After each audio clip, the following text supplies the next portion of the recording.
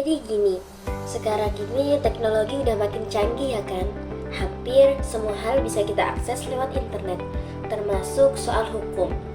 Zaman sekarang, siapa sih yang nggak pakai internet? Mulai dari belanja, pesan makanan, sampai urusan sekolah atau kerjaan semuanya bisa lewat HP. Nah, ternyata dunia hukum juga nggak mau ketinggalan. Pelayanan hukum sekarang mulai beralih ke sistem berbasis web. Artinya, banyak urusan hukum yang dulunya harus datang langsung ke kantor, sekarang bisa dikerjain lewat online. Nah, apa sih maksudnya teknologi, informasi, dan pelayanan hukum berbasis web itu? Jadi gini, teknologi informasi atau TI itu sebenarnya gabungan dari komputer, jaringan, dan perangkat lunak yang bisa bantu kita ngatur data. Nah, kalau dimanfaatin dalam dunia hukum, TI itu bikin prosesnya jadi lebih cepat, rapi, dan juga transparan. Bayangin aja, dulu ngurus perkara harus datang ke pengadilan, bawa dokumen fisik, nunggu lama. Sekarang tinggal klik dan selesai.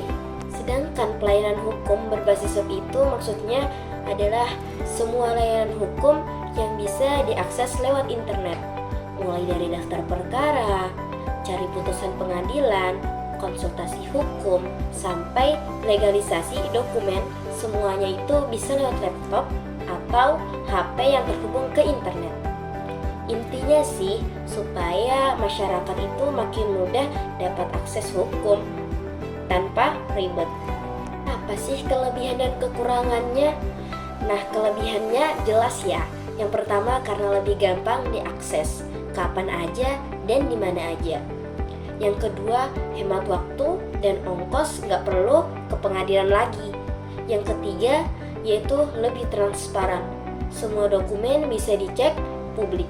Yang keempat, yaitu orang jadi lebih melek hukum karena info mudah diakses. Dan yang kelima, yaitu arsip digitalnya itu rapi dan gampang dicari. Ada juga kekurangannya. Yang pertama, karena nggak semua orang punya akses internet atau ngerti cara pakainya, terutama di daerah-daerah.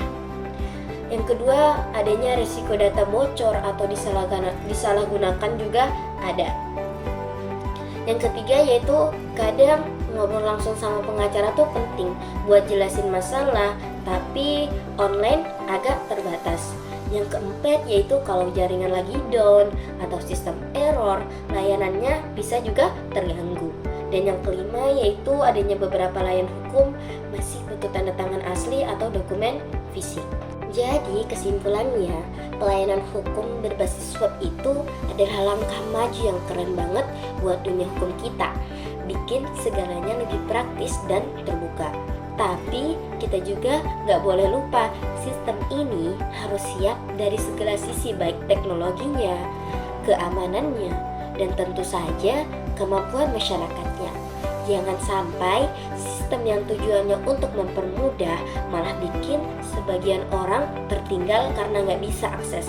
Harapannya ke depan semua orang dimanapun mereka berada bisa dapat keadilan yang sama. Hukum nggak boleh eksklusif, harus adil dan bisa dijangkau semua orang.